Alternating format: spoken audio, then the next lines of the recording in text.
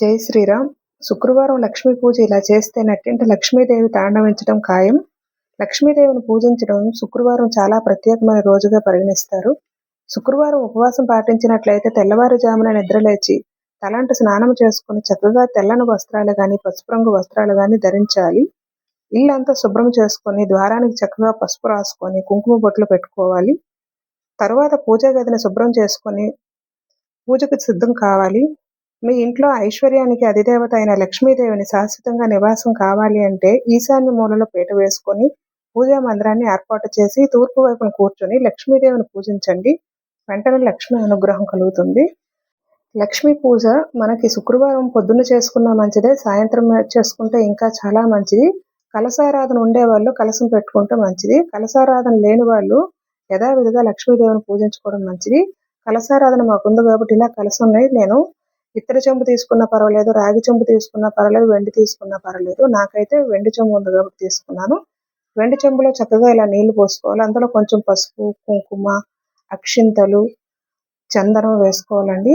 అందులో మనం జవ్వాది, మంచి సువాసన కోసము జవ్వాది వేసుకోవాలి.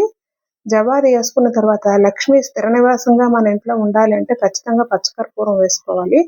పచ్చకర్పూరం కొంచెం వేసుకున్న తర్వాత మనం ఆ కలశ చెంబులో రాగి నాణాన్ని వేసుకొని చక్కగా అందులో ఒక పుష్పాన్ని వేసుకొని వీలైతే తమలపాకులు 5 పెట్టుకోండి. లేనట్లుగా అయితే ఇలా మామిడి కొమ్మను పెట్టుకొని దానిపైన చక్కగా కొబ్బరికాయకి పసుపు రాసి కుంకుమ బొట్టు పెట్టుకొని ఇలా అమర్చుకోవాలి.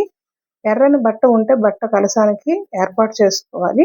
ఇలా ఏర్పాటు చేసుకొని మనం లక్ష్మీదేవి పూజ చేసుకుంటే లక్ష్మి యొక్క అనుగ్రహం మనకు తొందరగా కలుగుద్దండి. లక్ష్మీదేవి వ్రతాన్ని చేసే ముందుగా మనం పసుపు గణపతిని పూజ చేసుకోవాలి.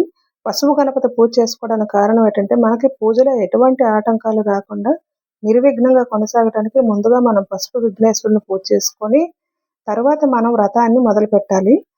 చక్కగా లక్ష్మీదేవిని అలంకరించుకొని దీపపు కుందులకు పసుపు కుంకుమ పెట్టుకొని దీపారాధన చేసుకోవాలండి. దీపారాధన చేసేటప్పుడు ముందుగా దీపానికి అక్షింతలు వేసి పూలు పెట్టి చక్కగా నమస్కారం చేసుకోవాలి. నమస్కారం చేసుకున్న తర్వాత లక్ష్మీ సమేతంగా ఉన్న నారాయణని మనం పూజించుకోవాలి. ఎందుకంటే లక్ష్మీదేవి అనుగ్రహం కావాలంటే ఇద్దరిని కలిపి పూజిస్తేనే మంచిదండి. సింగిల్గా మనం లక్ష్మీదేవి ఫోటో పెట్టి పూజించకూడదు. కాబట్టి లక్ష్మీ సమేతంగా ఉన్న నారాయణ ఫోటో తీసుకొని పూజ చేసుకోవాలి. చేసుకునేటప్పుడు మీ దగ్గర విగ్రహం ఉన్నట్లుగా అయితే ఆ విగ్రహానికి పసుపు కుంకుమ వేసి మనం పూజ అనేది మొదలు పెట్టుకోవాలి. లక్ష్మీ పూజ చేసుకునేటప్పుడు మీకు లక్ష్మీ అష్టాత్రం వచ్చినా పర్వాలేదు, లేదు అంటే లక్ష్మీ కనకదార స్తోత్రం చదివినా, లక్ష్మీ సూక్తి చదివినా, ఏది చదువుకున్నా పర్వాలేదు. ఖచ్చితంగా అయితే లక్ష్మీ అష్టోత్తరం చదువుకోవడం చాలా మంచిది.